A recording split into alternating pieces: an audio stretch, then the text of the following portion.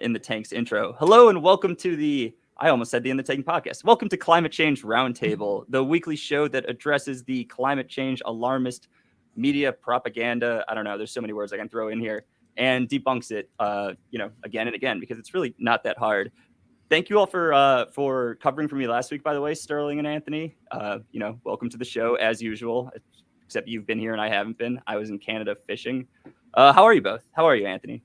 I'm doing pretty well. I'm busy with a lot of different projects on the Surface Stations project, Climate at a Glance project, talking to legislators. There's all kinds of stuff going on. Nice. And Sterling, how about you? Doing well myself. Looking forward to I'm going to say it, a well-deserved vacation. Right? Yeah. I was in northern Canada last week fishing for northern pike. I sent you a photo. It was a pretty huge You did. pike. I was a little disappointed that it was only a single photo, and I was even more disappointed when I heard you release the fish. Oh, well, I catch the walleye and I eat the walleye. The northern pike I release. I'm consuming something. You better hurry up and catch those things. They're going to be killed from climate change. I thought northern pike were pretty good to eat. Oh, they're delicious to eat, but I feel like it's because they're kind of the biggest game fish throughout a lot of Canada. They kind of don't eat them as often just because they're more fun, would be my assumption with absolutely no information behind it. But not so much for the fish, I suspect. No. Man, I had the worst. Every fish I kept catching, I seemed to kill. Like, it died. I don't know why. Maybe it's just because I reel them into. I said I seemed to kill. I mean, they were dying. I wasn't, purposely killing any fish. But inconvenient as this is, I have someone at the front door that's demanding my attention. I'm going to have to step out for just a second. I apologize. There's nothing I can do. Yeah, nothing you can do, man. That's what happens when you do a live show. So, Sterling, it looks like it's just you and me for the moment.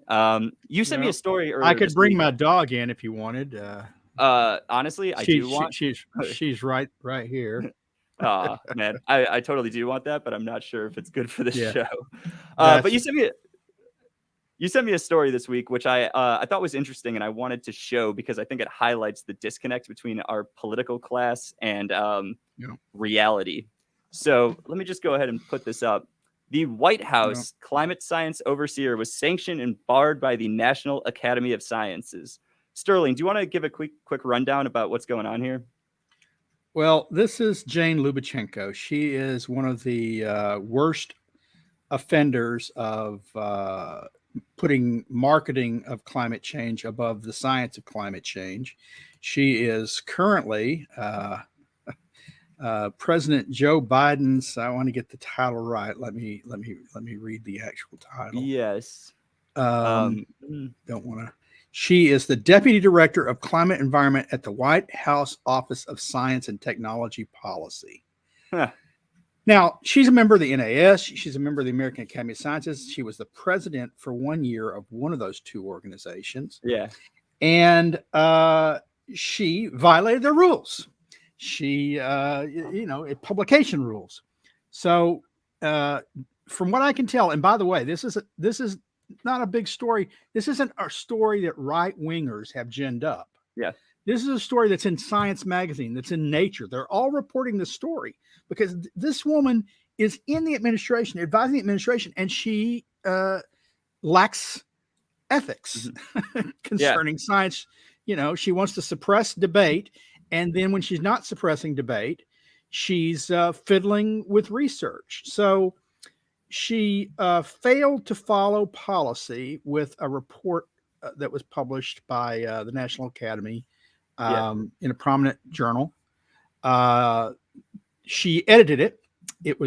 I believe it was written by her brother-in-law, who was a former student of hers. And at the same time, she was publishing another paper with him in another journal. Now, some people raised questions about the paper, and it turned out they had to retract the paper because it had the math wrong. But while they were investigating that, they found out that she was a quiet editor, even as she served on the board that was approving the paper. So basically, she was it was sort of nepotism, except he's not a nephew. I mean, that's like and the most blatant violation of ethics I could think of, serving on the board that determines whether or not your paper is published. there you go. So she did this. She got called out. Now she says, "Oh yes, I'm wrong. I apologized."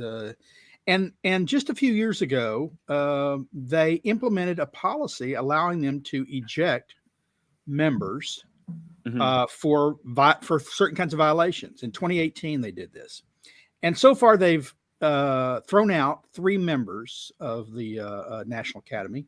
Yeah. All for I think sexual harassment type claim violations, but maybe not.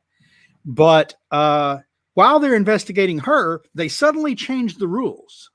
Really? And the rules in 2018 that were written were for a permanent ban. And I'm maybe it's just coincidence that while they're investigating one of their favorite people, they changed the rules to allow for a temporary ban, but they did, and she got the temporary ban. Yeah. Look, I brought an article up right here that says that they changed its bylaws to permit members to be temporarily suspended rather than permanently ejected. Yeah. Huh. Yeah. And, the timing of that is, I think, more than curious.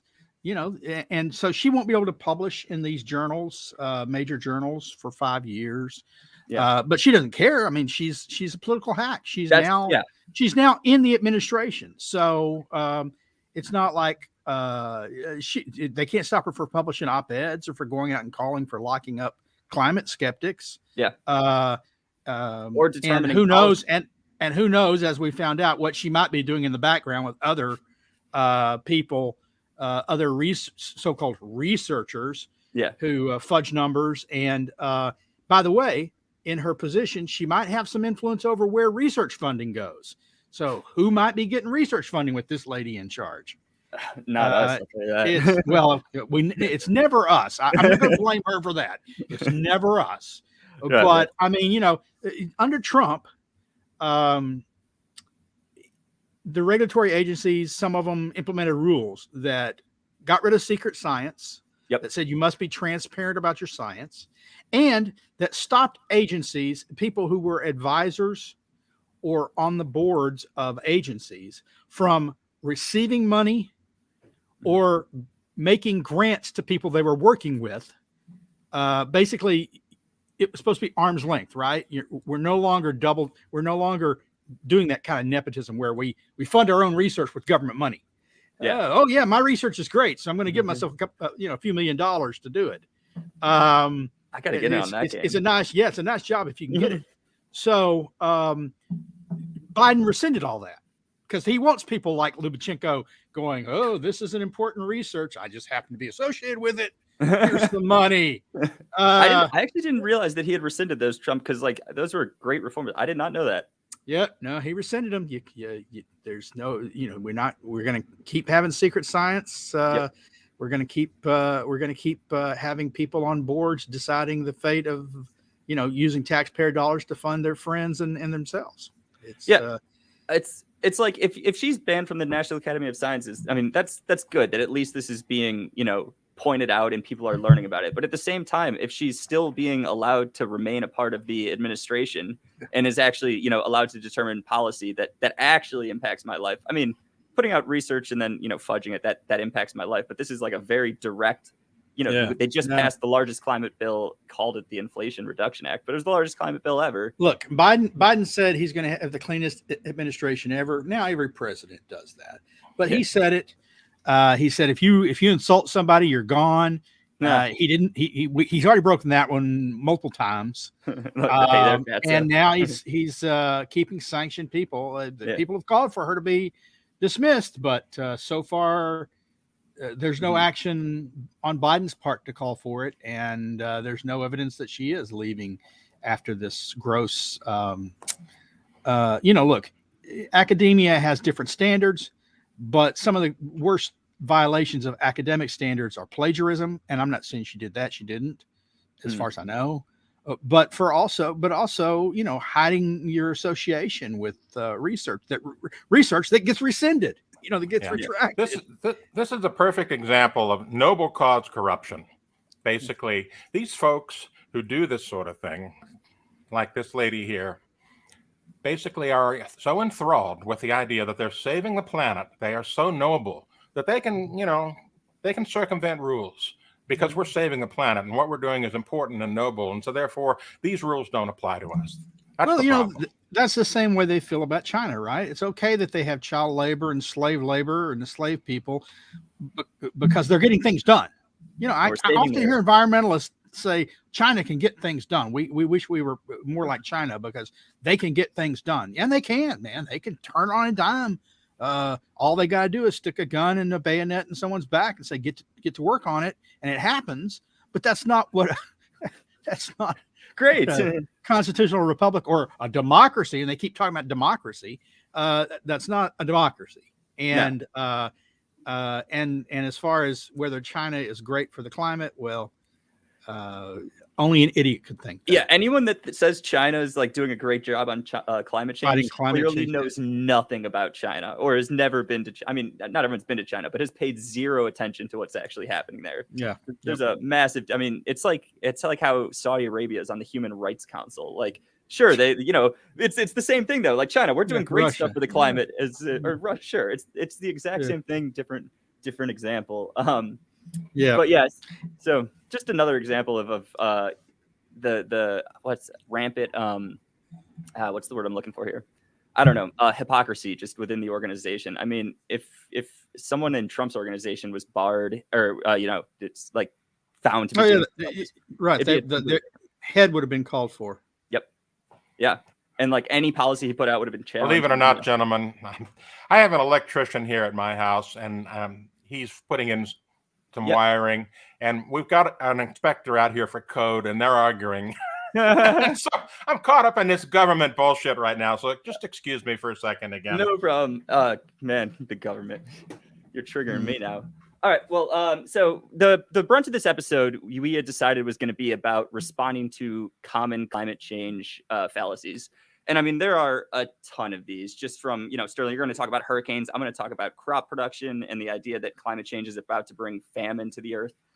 My background got way darker. I wonder if a cloud just hit. But I mean, so it's just the media will hit you again and again with these stories until you take them as reality, even though it's gospel. It's gospel. But then if they'll talk about how I got to remove Anthony, how if you go outside, like the weather is getting worse and everything, and then you're told to basically ignore what you actually see, or you're told that, we're going to be hit by famine soon. And well, realistically speaking, there are food shortages, but it's not due to the climate right now. It's due to COVID policy and the war with Ukraine. It's due to a variety of things, including in some areas, some areas of Africa have experienced very serious drought. But that's a weather phenomenon that was temporary. Last year and the year before, they weren't experiencing drought. Drought never occurred before human emissions of carbon dioxide. Exactly. Yeah. Yes. So let's just jump into the crop production fallacy first. I've got a little thing here I'm gonna share on the screen. Give me a moment. If I can, come on.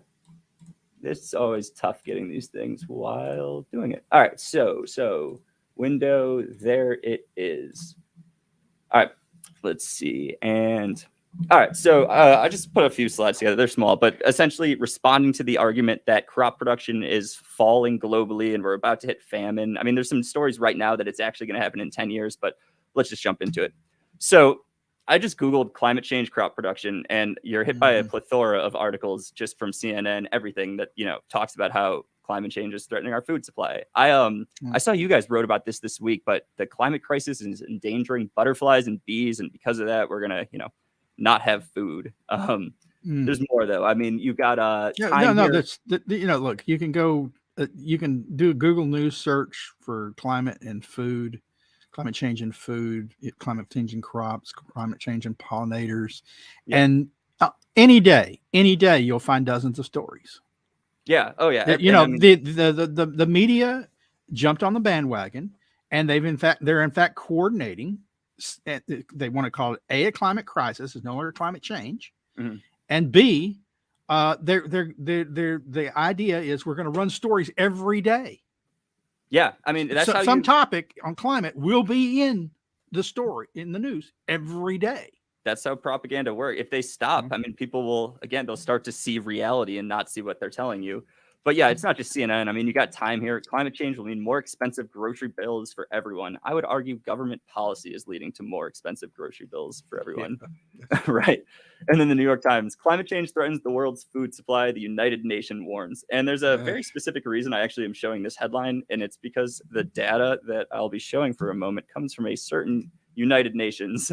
So before I show this chart on screen, what you're about to see is the global cereal crop production, not crop yields, just production globally from 1960 to, I believe, 2021. So let me go ahead and advance.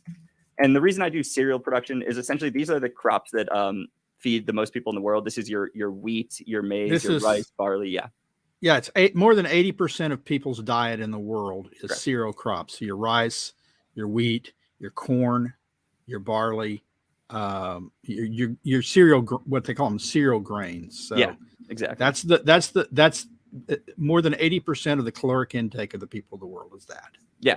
So we can see from 1961 to modern day, I mean, crop production on a global scale has just increased year after year with, minor noise in there. But what's interesting is if you look at the bottom left, it says source, UN Food and Agriculture Organization, which is interesting that you get an article that says the United Nations warns that climate change is threatening our food supply, while the data that comes from, theoretically speaking, the United Nations says the exact opposite.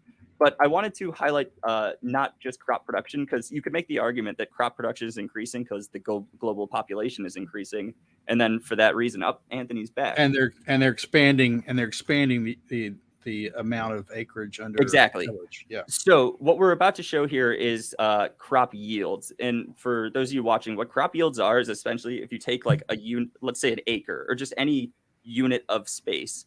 It's how many crops you produce within that unit. So how much volume of a particular crop is produced on that acre. Yes. So now let's look at global cereal crop production, crop yields.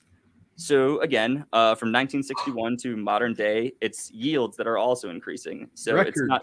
Yeah. Yep. Records. Records repeatedly set year over year. It's amazing. Yeah.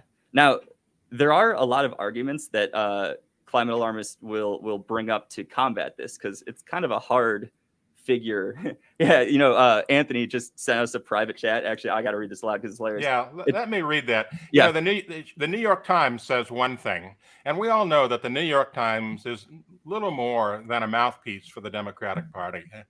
But basically, it boils down to this. When you look at that graph of agricultural production for cereal grains, and then you compare it to the New York Times article that says we're in this dire trouble, food's disappearing and all this stuff. Yeah. It boils down to this quote from the famous book 1984 by George Orwell. And it says, "The party told you to reject the evidence of your eyes and ears. It was their final, most essential command."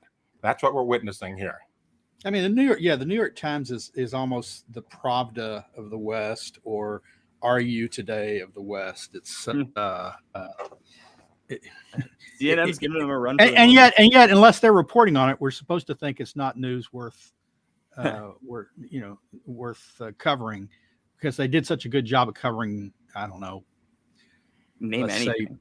Some random guy's computer disk being left somewhere, or what, like the Hunter Biden story? Oh, I didn't want to see names. I wonder how many times they interviewed the porn lawyer that just got convicted and is in prison today, or that guy's in Michael Avenatti, right? I mean, and of course they ran for 4 years of Trump's administration with the Russian dossier story, but we're supposed to believe him on climate change despite the data that says the opposite. I mean, yeah, and then they didn't report on, now you're just getting me going. They didn't report when Hillary's lawyer had to testify in court and then testified that she was aware that all of this was going on. I mean, no, none of that was told. But what they did talk about that day was the Board of Misinformation. All right, but let's go back to these slides for a moment. And that was a great quote, Anthony. So yeah, just showing here, crop yields are increasing across the globe. But there are, why? So Sterling, Anthony, you both know this, but there's longer growing seasons. I mean, one thing that all these articles will say is that climate change is going to destroy growing seasons. It's going to change them. It's going to destroy crops. It's making them longer. like a warmer world Here's just the- means you have more weeks to grow crops. There's a variety of reasons that yields increase, but research, hard data published in peer-reviewed journals multiple times show that the largest reason for it is the carbon dioxide effect, is CO2 fertilization. So The simple fact that CO2 is going up, and CO2 is plant food, and most plants evolved when CO2 was much higher than it is today. They're doing better. That's why they pump it into the greenhouses. The second thing is just what you were mentioning. The growing season has increased modestly, and the number of late season frost have declined. So it's not after you plant your crops. What you don't want to occur when they just start sprouting is for an unexpected cold front to come in, frost overnight, killing your plants. Yep. Well, plus that, there's the other factors. We've had increases in how to manage farms properly. I mean, the Dust Bowl was partially created by bad farming practices. And so farming practices have improved. That's another reason for increase in yields. Absolutely. And then we've also got fertilizers. There are modern fertilizers and fertilizing techniques that adding to the CO2 make the crops produce more. And then there's the final one, it's the big Frankenfood thing that we're worried about is that we have engineered our crops so that they can be more drought resistant, more disease resistant, and create greater yields. That's all been done. And for those people that are out there fearing Frankenfoods and GMO, the bottom line is that everything that we consume today has been engineered. It's just been engineered over a much longer time frame. I mean, when maize, corn, was first discovered by the Europeans as growing in South America, it was these little bitty ears with, like 24 kernels on it, right? Yeah. And now we have these massive ears of corn. Well, that's been engineered by selective breeding over 400 years. Is that GMO? And GMO over a longer time frame. Yeah, GMO is just more targeted, particular. It picks particular characteristics that you want to enhance, or it suppresses things that you don't want to occur. And you can add genes, which, like golden rice, help people not go blind. Prevent blindness in children in developing worlds. Oh, we got to fear that. That's horrible. Yeah, it's horrible. Yeah. The GMOs, unlike all of the foods that we eat daily, that never went through any testing or FDA approval because they were developed hundreds of years ago before there were agencies and done through traditional crossbreeding techniques. GMOs are the most studied foodstuffs on earth. Right. Yeah. They go through more research than any other foodstuff. And, the organic food, I don't know about you, but if you notice the rise, maybe it's just the reporting. I don't know. But I see almost daily a rise in reports on foodborne illnesses, on people getting sick from foods, be it Listeria, Salmonella, other, illnesses tied to foods. And a lot of them are tied to organic foods. Why? Organic foods are grown the way they were grown for hundreds of years when thousands, millions of people were dying every year from food poisoning with organic fertilizer, manure. So you get fecal coliform and now they want to use, we can do human waste too. Oh, that sounds great. And I want to point out something about GMOs that most people don't think about.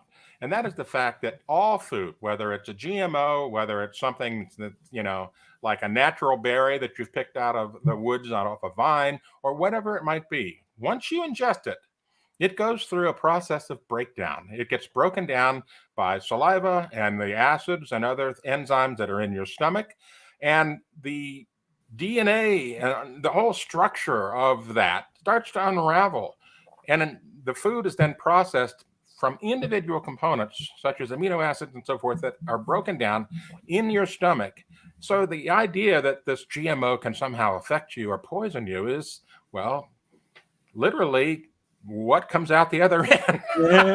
It's a poisoning idea. I mean, it gets broken down. And so I'm not the least bit worried about consuming any GMO food whatsoever. And even More than that, though, like if there was an issue with it, I would still be in favor of, allowing GMOs to be sold, because there are people like across the world that would, even if there are potential issues, they'll take anything over starvation. And I do think that when we live in America and, food's readily available, we're like, oh, well, we can't allow this. But in different situations, you'll do whatever you can. But that point doesn't even stand, because GMOs it's the same thing. Look, but it's the same thing going back to DDT in the 60s and 70s. Mm-hmm. We sprayed it liberally across the U.S. and wiped out.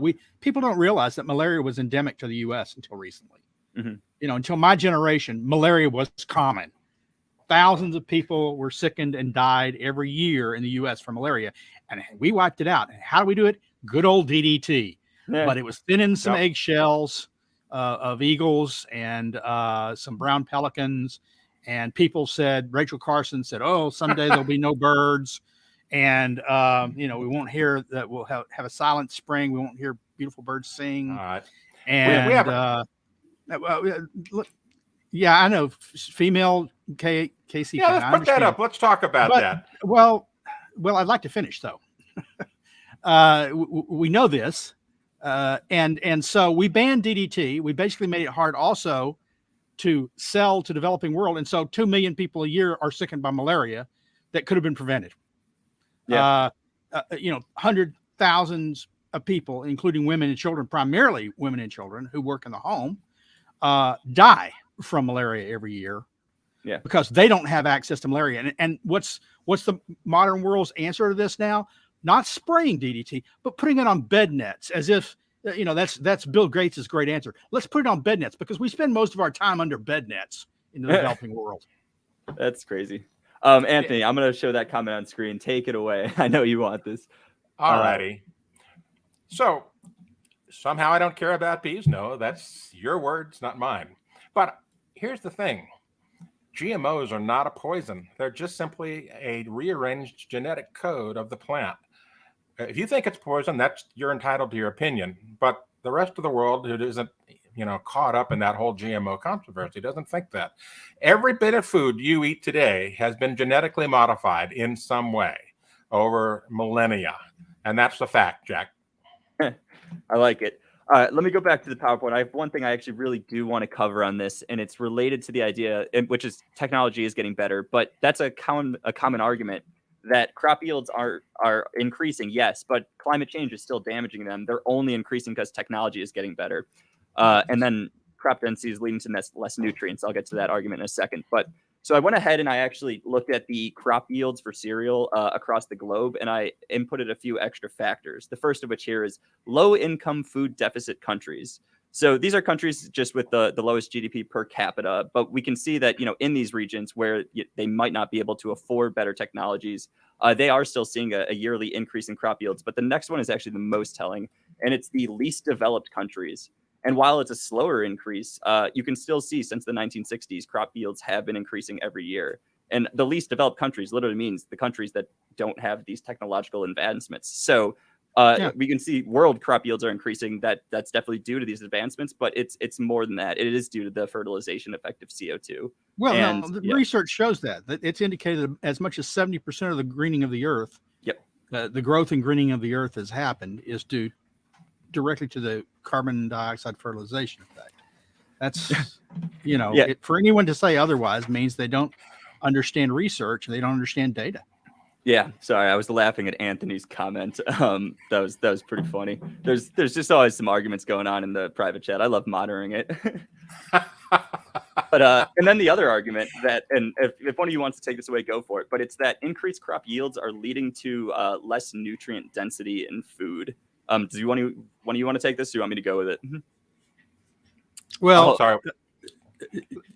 Okay, so your corn is bigger and it has 0.001 less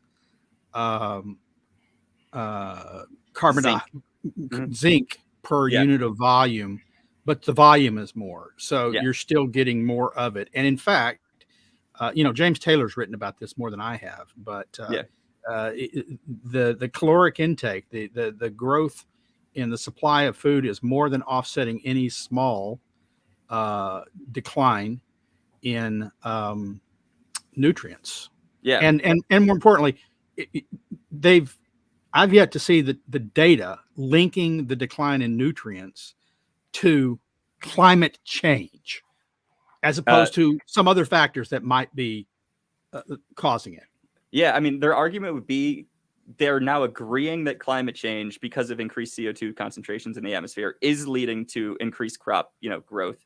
So they're kind of conceding that to a degree, but they're saying, but it's still bad. And I mean, the easiest response to this is, if you're starving, do you care if there's 3% zinc in your food versus 4%? No, you care that there's anything. It's literally just such a nonsensical argument. But like, it's almost as nonsensical as saying that increased carbon dioxide is going to increase the chance of space pods coming down from Earth and growing larger, like an invasion of the body really? snatchers. It's and then this article from NPR. This is a quote from it. I just pulled on the bottom. Scientists have noticed that in many kinds of plants, higher CO2 produces bigger crops. That sounds like a good thing. Yeah, it does sound like a good thing. And also, scientists just noticed this. It's not like they knew what photosynthesis was for the longest period of time. But it just, the whole thing is ridiculous. And, this was my whole starving child point. But, I mean, yeah, this is the last slide I have here. But essentially, the way that crop energy is created is light energy combined with carbon dioxide, CO2, and then minerals in the earth is converted into sugars in the plant, which it uses for energy, which is to grow. And then its byproduct released is oxygen. So all in all, the whole climate change is destroying food production argument globally is laughably false. The new arguments they're doing about nutrient density is, I mean, it's like, I can't even think if a common sense, like if someone just asked that and didn't have a political inclination going in, no one would say like, oh yeah, we want less food, but maybe 1% more nutrients. We want more food. But yeah, there we go. That's fallacy number one. Did I miss anything you guys want to add in on the end of this here? I can just say that climate alarmists will find any reason to take any good news and turn it into bad news in some way, shape, or form. For example, remember last week we were talking about the coral reefs in Australia, how they're bigger. They've grown dramatically. They're the biggest in 36 years. They're already spinning that and saying, "Oh, it's the wrong type of coral. It's it's not real. It's bad. It's the bad coral, not the good stuff." I mean, they will spin anything anyway to push their message of gloom and doom. Yeah, I mean, sometimes if it wasn't real life, it's funny to watch how they do twist these stories. But unfortunately, for climate alarmists, if it's not for bad news, there's no news at all. Right. And no funding. That's the big deal. I mean, it's literally about what Deep Throat said about Watergate. Follow the money, because climate change is a huge business right now. Huge. There's billions of dollars flowing into climate change studies, computer modeling, and everything else. Mm-hmm. If you say or prove even that, hey, it's not so bad, that cuts into their funding stream, and that messes up with their business model. And that's what they don't want. And that's really what a lot of it's all about. And we know of at least one banned scientist who is in the administration, who's received a lot of government funding for her work on climate change, and who probably will influence some decisions, if not directly make funding grants to people under this administration. So, there you go. So you both, we're going to cover section 2. Sterling, you cool with going next? Just I can bring up the climate at glance section on hurricanes.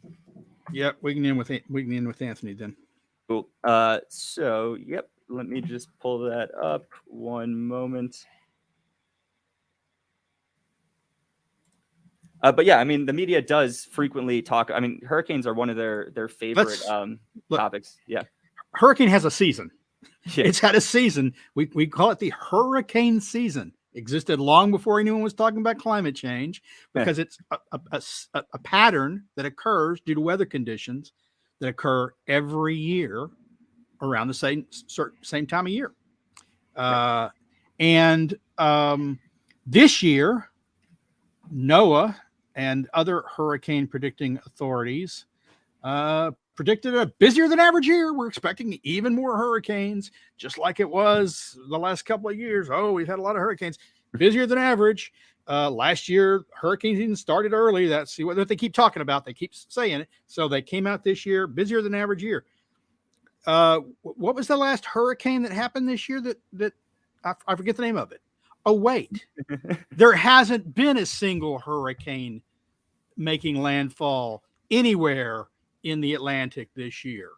There hasn't been one formed. Oh, but we've got all those tropical storms that were forming that just didn't happen. No, it turns out that we have subpar number of tropical storms that have arisen. And the 3 or 4 that have arisen have dissipated very quickly before they could strengthen into hurricanes, in fact. And so we have fewer numbers of days with tropical storms. I'm not saying we don't know what the rest of the season will bring. There may be, I would be stunned if we don't have some hurricanes form. I would be stunned if we don't have more tropical storms form.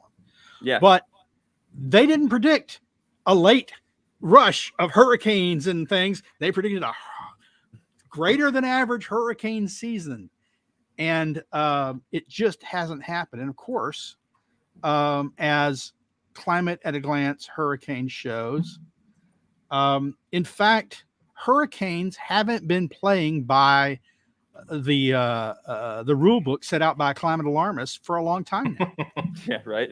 Right? I mean, it's not just this season that is odd. As Climate at a Glance shows, we went through a 12 or 13 year period with no class 3 or above hurricane making landfall in the U.S.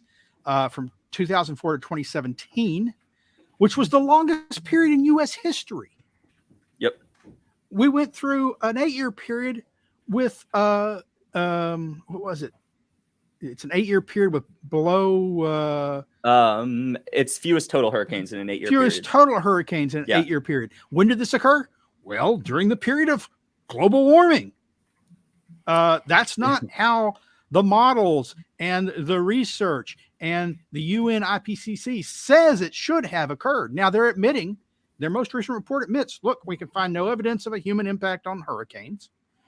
Yeah, and it's all about computer models. The computer models projections say, it's going to get worse. And almost every time that they cite a computer model, it never lives up to what the claims have been. But their own but my point is, regardless of what the computer models say, when the UN reports on this, they say we don't find the evidence. We are not finding a human fingerprint on hurricanes. Yeah. So the UN IPCC doesn't say that. Why should everybody else jump on board when they're supposed to be the gold standard? Now, I don't hold them up as the gold standard, but they're supposed to be. That's what climate alarmists always cite. But they only cite it when it's convenient to what they're claiming. They don't cite their hurricane, what they say about hurricanes. And since Climate at a Glance hurricanes came out, there's been new research, multiple studies that have been published that I wrote about in Climate Change Weekly.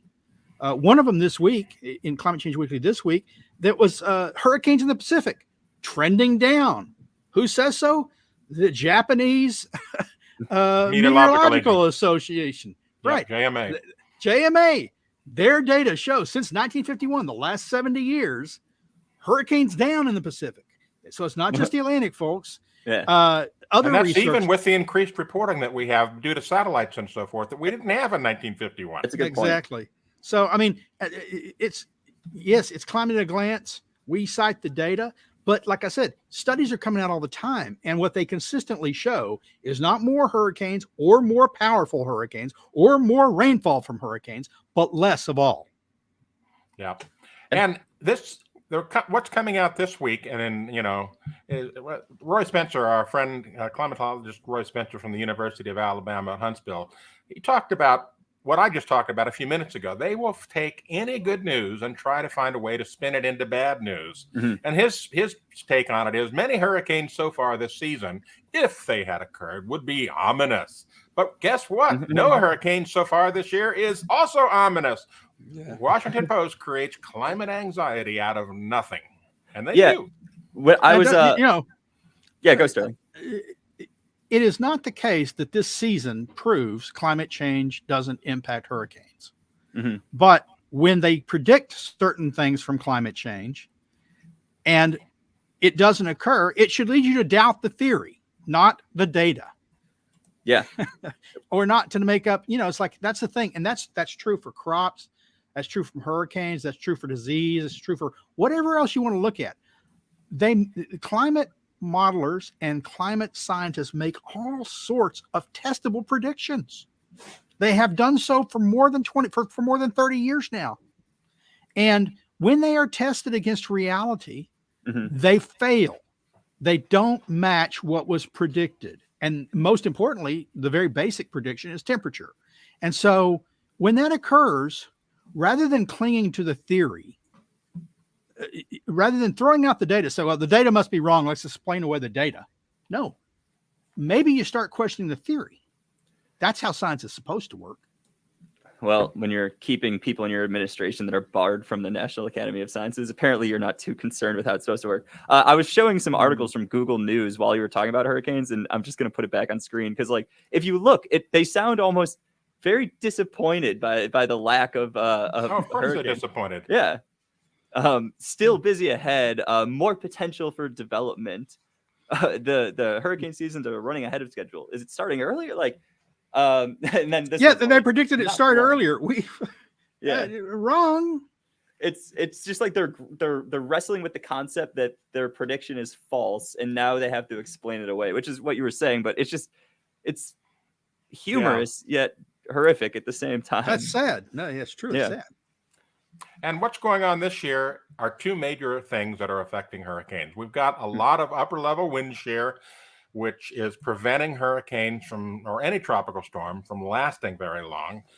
That's number one. And number two, there's so much Saharan dust coming that it's actually kind of choking them out of existence. Saharan dust is important for the formation of the hurricane, but it's not so good when there's too much of it because it kills the sustaining part of the hurricane.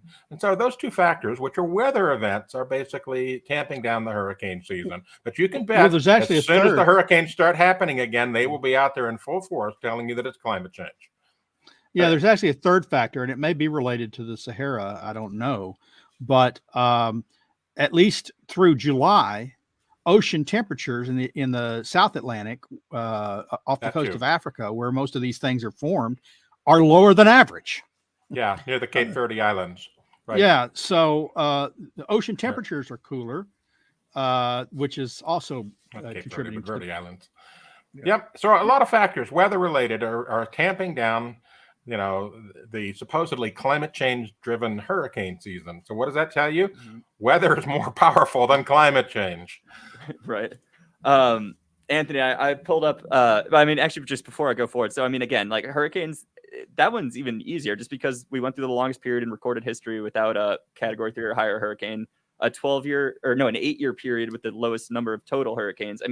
All recent history indicates that their hurricane position is false. And then the recent, all the articles about how it's going to be a horrible year, which again, there still could be a lot coming up. We don't, we're not saying that's not a possibility, but it is interesting to observe the media's behavior when it's not going according to plan.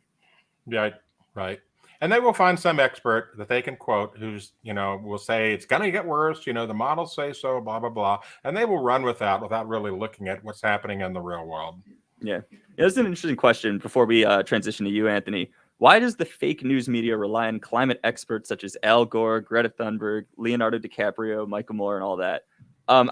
Honestly, I think that the left is better at crafting narratives and getting an emotional response out of people than the right is. I think the right relies on, arguments, data, and logic, which personally I think is a better approach. But there are people that will respond to a kid skipping school because she's afraid she's not going to have a future and stuff like that. And that's where they are good at crafting these narratives, and they have much of the corporate media at their back to help them with it. It goes back to the story of Chicken Little. It really does.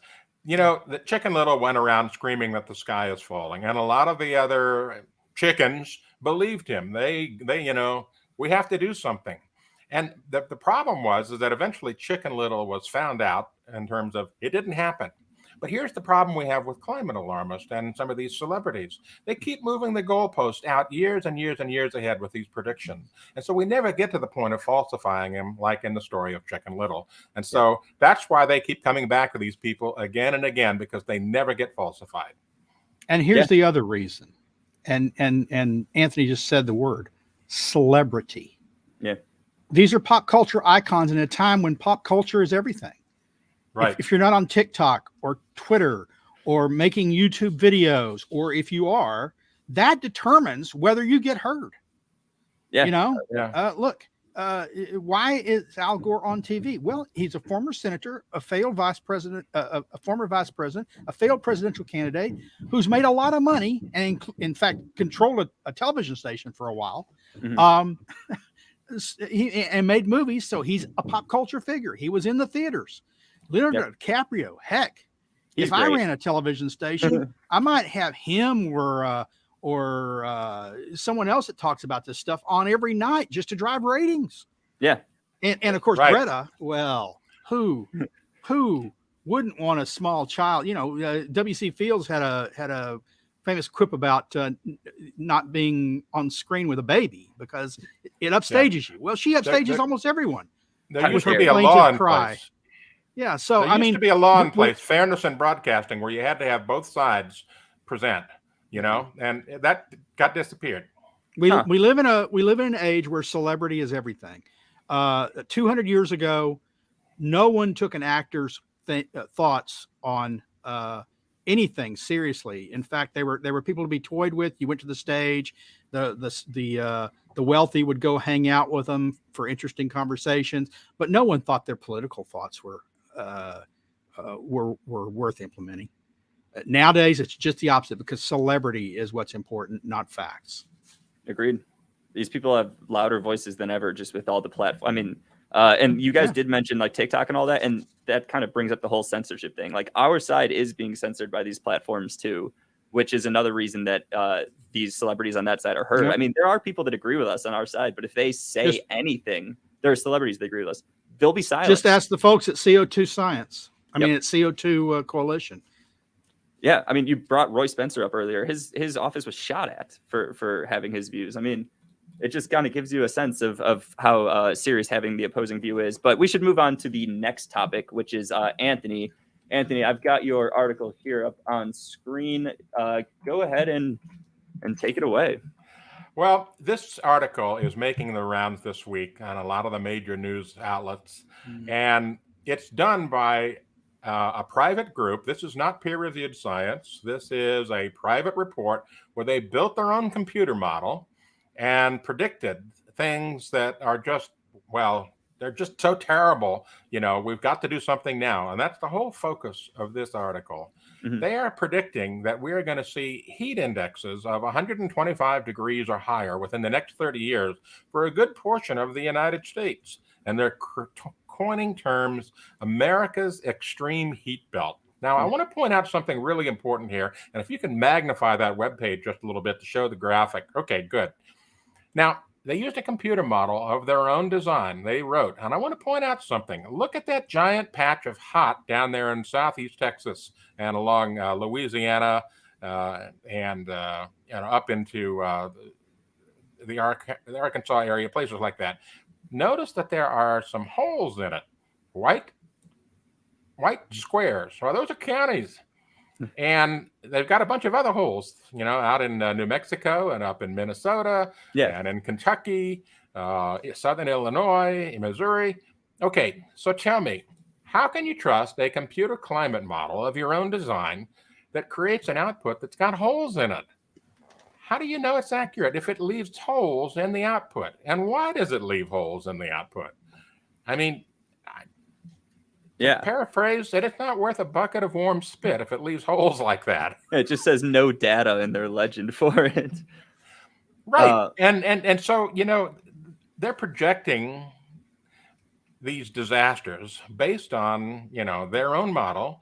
And then the projections don't even hold up for the entire nation. So the model is flawed. The model is flawed. The data is flawed that they start with. And you end up with basically nothing more than a headline that it's going to be so hot that you can't even live in your own state in 30 years. And therefore, we must do something now. Act now. Climate change will make life intolerable. That's the message. It doesn't matter to them that the message is not accurate. It's only that they've got the message and they can get the mainstream media to pick it up, because most of the reporters out there do not have the wherewithal to even look at something like this and question it and say, hey, why are there holes in it? Yeah. Tell the people it's intolerable who've lived in Texas for all these years when we've had 7-year droughts at times with 100-degree temperatures, 50 straight days in a row, and no rain for 60 straight days. I know, I lived through it. Yeah. Oh, it's intolerable. I moved out. Oh, no, I didn't. I'm still here.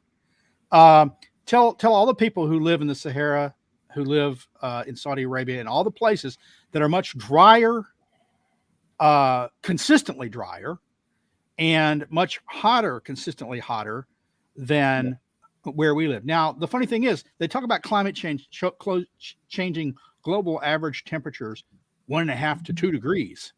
That's going to make Wisconsin uninhabitable. Apparently Chicago.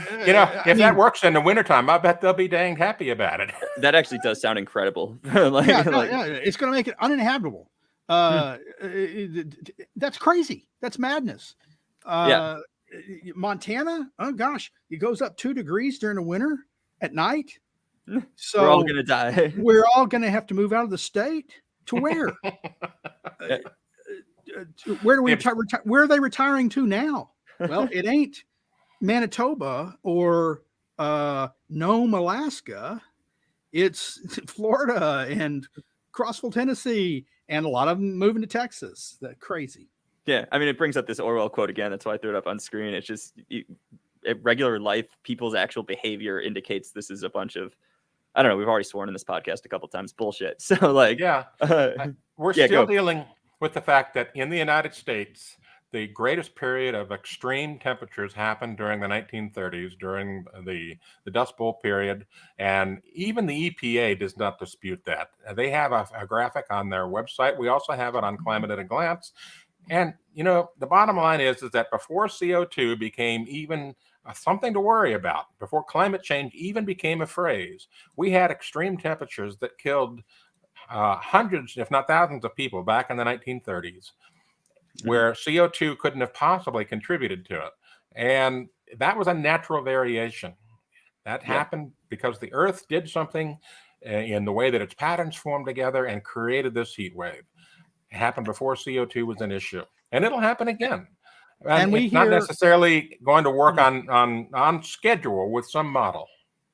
Yeah. And some of the impacts that they talk about from this stuff, I keep hearing about how bad Lake Powell and Lake Mead are, how bad the West is, and no one talks about the real cause of that. Look, population has grown dramatically since those things were dammed.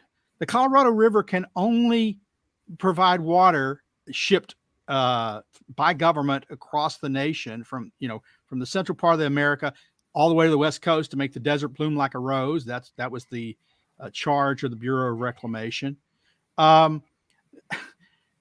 There's not 2 million people that used to subscribe to it. Now there's 25 million people. So you got the same amount of water, or slightly less this year because of a drought, a yearly event.